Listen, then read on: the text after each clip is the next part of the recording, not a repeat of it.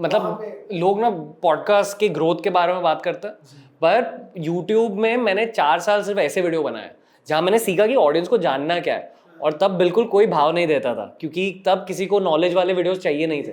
फिर जब पॉडकास्ट की शुरुआत की हमने तो पता चला कि ओके अब ऑडियंस भी थोड़ी बदल रही है, और जो मैंने उस फेज से सीखा था वो सब पॉडकास्टिंग फेज में अप्लाई किया है। पॉडकास्ट तो मतलब जैसे डाला वैसे ही बूम हो गया था ना।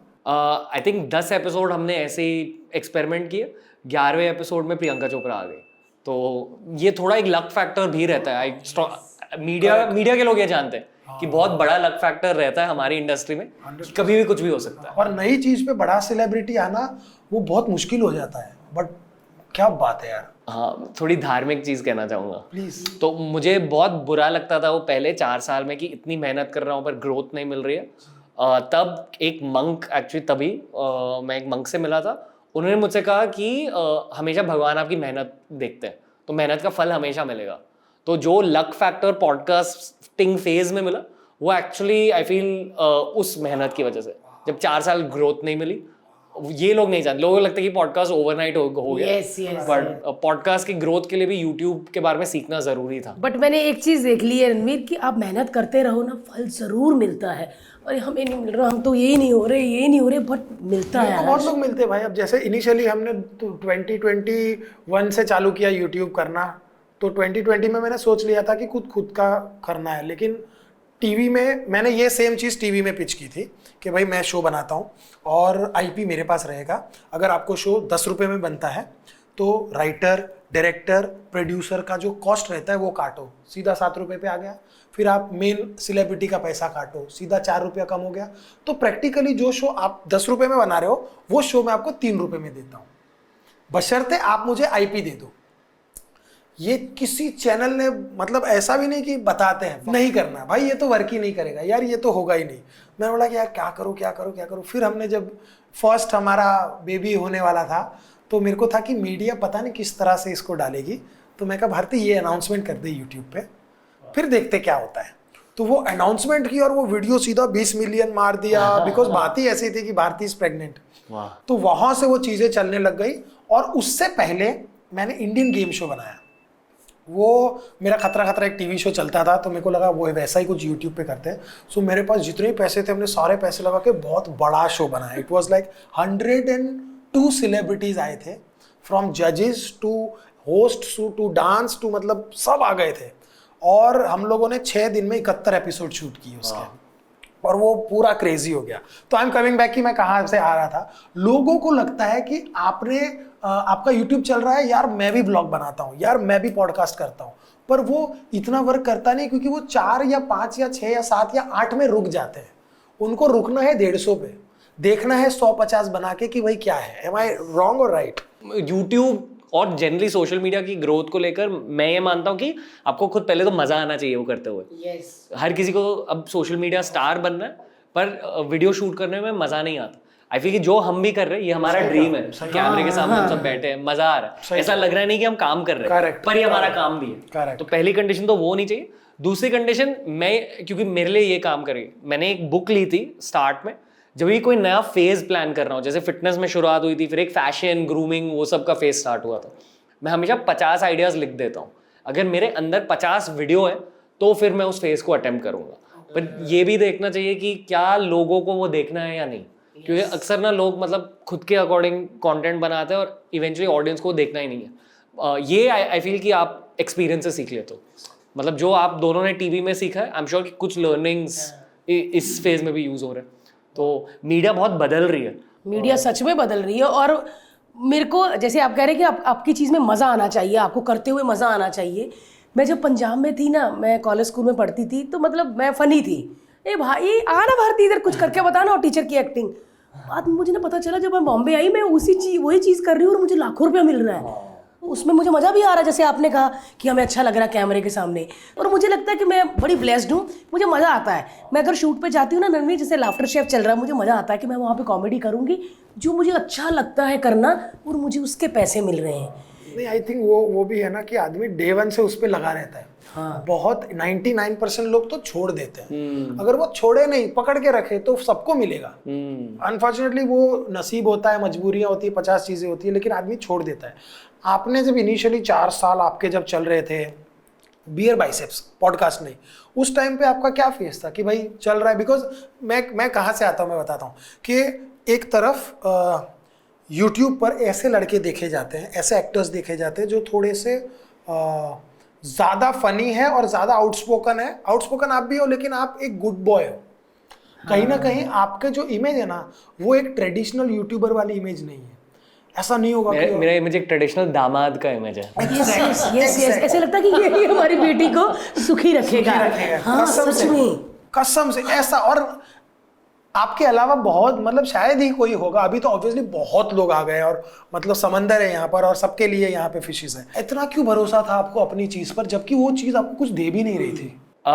ऑनेस्टली काफ़ी बुरा लगता था उस फेज में, क्योंकि मेहनत हम बहुत ज़्यादा कर रहे थे और पर्सनल लाइफ में भी कुछ ऐसी चीज़ें हो रही थी जहाँ मतलब मैं एक रिलेशनशिप में था तब, और उनकी फैमिली मेरे पे प्रेशर डाल रही थी कि आप क्या कर रहे हो लाइफ के साथ, बस ज़िंदगी भर यूट्यूबिंग करोगे या कुछ और भी करोगे। तो उस प्रेशर में आकर एक्चुअली उस फेज में हमने एक और बिजनेस भी स्टार्ट किया था, जो एक यूट्यूबर्स टैलेंट मैनेजमेंट फर्म थी तब। अब एकदम मतलब मल्टीपर्पज एजेंसी है, उसका नाम है monk entertainment. But monk entertainment की शुरुआत मजबूरी से हुई थी, बिकॉज उस फेज में ठीक ठाक कमाई हो रही थी यूट्यूब से। मतलब लोग सोचते कि अगर आप यूट्यूबर बन गए तो कल लैम्बोर्गिनी आया जाएगा, ऐसा नहीं है। तो फाइनेंशियली, इमोशनली उस फेज में बहुत बुरा लगता था, पर वो अपना टाइम आएगा वाली वाइब होती थी। मुझे याद है कि आई डोंट नो अगर ये कहना ठीक, मैं कह देता हूँ। यूट्यूब फैन फेस्ट होते थे तब। यूट्यूब फैन फेस्ट पर भी सारे सिर्फ एंटरटेनमेंट और कॉमेडी क्रिएटर्स को सेलिब्रेट किया जाता था।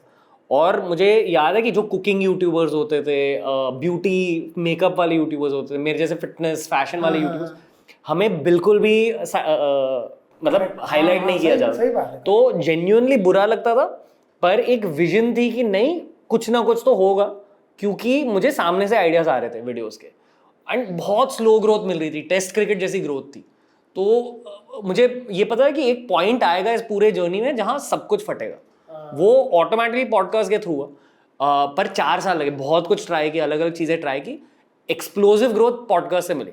तो इस पूरे फेज से मैंने सीखा है कि बस इम्प्रूव करते जाओ। अगर सामने से आइडियाज आ रहे हैं और थोड़ा बहुत आपको इम्प्रूवमेंट दिख रहा है खुद के काम में, इट्स गुड इनफ। तो बहुत स्लो ग्रोथ थी। आई फील कि वही फेज सबसे साइकोलॉजिकली चैलेंजिंग था। एक दादाजी वाली चीज़ कहना चाहूँगा मैं ये भी नोटिस करता हूँ कि जो अब के नए यूट्यूबर्स है, इंस्टाग्रामर्स है, वो 3-4 साल के अंदर गिव अप कर देते हैं, पर वही 3-4 साल का फेज बहुत मुश्किल रहता है। अगर आप वो उस पॉइंट को क्रॉस कर जाए तो बहुत ग्रोथ मिल सकती है। आजकल मैं रील्स देखता रहता हूँ और कुछ पॉडकास्ट भी देख रहा था। एक नया नरेटिव आ रहा है जहाँ पे वो बताया जा रहा है कि अगर कोई इन्फ्लुएंसर है जिसके 2-3-4 मिलियन फॉलोअर्स है, वो आज से 10 साल बाद उसको जॉब ढूंढनी पड़ेगी। क्योंकि 10 साल बाद ही और शी वोंट बी रिलेटेबल जी कि, और उसके पास इतने ब्रांड नहीं होंगे। फॉर एग्जांपल आज वो 10 लाख रुपए कमा रहा है, तो आज से 10 साल बाद वो 5 लाख कमाएगा। क्या ऐसा है? हाँ है सीरियसली मोस्टली। हाँ, ये मैं बहुत प्रैक्टिकल पर्सपेक्टिव से कह सकता हूँ। जो टैलेंट मैनेजमेंट की फर्म भी हमने देखी है, वहाँ हमने इतने सारे टैलेंट्स को राइज एंड फॉल उनका देखा है हमने। मतलब उनकी ग्रोथ भी देखी है, उनका फेडअवे भी देखा है। ये बहुत मुश्किल इंडस्ट्री है, पर हम इसके साथ साथ अंकुर वारिको के भी वीडियोस देखते हैं। तो उन 2.5 सालों में अगर आपने पैसे कमा लिया, तो थोड़ा बहुत पर्सनल फाइनेंस करके आप खुद का ख्याल रख सकते हो, ये मैं मानता हूँ। आई फील कि बहुत मुश्किल करियर है as to be a YouTuber long term में, क्योंकि बहुत रीइन्वेंशन चाहिए होते हैं। आई फील कि जो अंदर की बात है, आपकी दिल की बात है, वो दुनिया के सामने रखनी पड़ती है लॉन्ग टर्म में। लोग आपको एक्चुअली जानने लगते हैं कि आप कौन हो, और एक पॉइंट के बाद ना आपने खुद को इतना ज़्यादा रिवील कर लिया होता है कि बहुत सारे लोग आपको डिसलाइक भी करने लगते हैं, कि हर कोई आपके साथ कभी कनेक्ट नहीं करेगा। जितना लंबा आपका यूट्यूब करियर है, आई फील कि उतना ज़्यादा ग्रोथ भी उतनी ज़्यादा ग्रोथ आपको मिलेगी, और उसके साथ साथ आपको उतना ज़्यादा हेट भी मिलेगा। आप यूट्यूब के बारे में इतना जानते हैं, मैंने एक चीज़ पूछनी है, जैसे टिकटॉक ढप बंद हो गया था, यूट्यूब भी बंद हो सकता है? मुझे बताओ ताकि मैं टीवी चालू रखूं। क्या बोल रही है यार? यूट्यूब मुझे लगता है नहीं, क्योंकि गूगल ओनर्स है, गूगल के लोग बहुत स्मार्ट है, पर हमेशा मतलब वर्स्ट केस सिनेरियो के बारे में सोचना चाहिए। मैं कलर्स ZTV मैं काम करती रहूंगी आपके साथ। मतलब सोशल मीडिया कभी खत्म नहीं होगा। हाँ ये तो है। कुछ ना कुछ रहेगा। अगर इंस्टाग्राम ही कल बंद हो जाए, कुछ नया निकलेगा। हाँ ये तो है। ये अब सोशल मीडिया हर किसी की नीड बन चुकी है। आप टिकटॉक पे थे? रील बनाई थी कोई? हाँ। तेरी बातों में बनाई थी सच में? हाँ, मैंने एक्चुअली डांसिंग रील्स भी बनाई है। मैंने आप जो भी कंटेंट आप सोच सकते हो, जिस टाइप का कंटेंट आप सोच सकते हो, मैंने सारे ट्राई किए। मतलब एक कोई भी कंटेंट टाइप नहीं है जो मैंने नहीं किया। रणवीर, जब आपने कहा कि आप एक रिलेशनशिप में थे, तो वो है कि नहीं अभी? अब कोई और है। आई फील कि वो बहुत 6-7 साल पहले वाली बात। पहले इतनी पहले, मतलब छोटी उम्र में प्यार हो गया था? हाँ। यार अब वो देख रही होगी, कह रही होगी, और उसके घर वाले कह रहे होंगे भाई यही था दामाद जो हमारी बेटी को सही रखे। बट सच में बड़े प्यारे गुड बॉय वाली ऐसे फीलिंग आती है, इसमें लगता कि चंदन का टीका लगाता होगा लड़का सुबह उठ के, है ना? कभी मारा मारी की है भाई? हाँ। मैं एक्चुअली मेरी शुरुआत बैड बॉय के पर्सपेक्टिव से हुई थी। आई फील कि वो फैमिली भी मुझे एक्सेप्ट नहीं कर रही थी, क्योंकि मैं काफी ज्यादा बैड बॉय था तब। सच्ची? हाँ, आई फील बदलाव आ चुके हैं, वो भी पॉडकास्टिंग के, तो क्योंकि इतने सारे संत आत्मा मिल रहे हैं कि मैं शांत हो चुका हूँ लाइफ में। जिससे भी आप मिलते हो उनकी एक एनर्जी रब ऑफ हो जाती है। आप बदलते हो। आई एम श्योर कि आप लोगों ने भी ये नोटिस किया है पॉडकास्ट। मेरा वन ऑफ द बिगेस्ट दूसरा रीजन यही था कि मैं नए नए लोगों को मिलूं, समझूं कि आपने क्या किया, आपने कैसे किया, गलतियां, चीजें, वो सारी समझ के ही हम आगे बढ़ सकते हैं।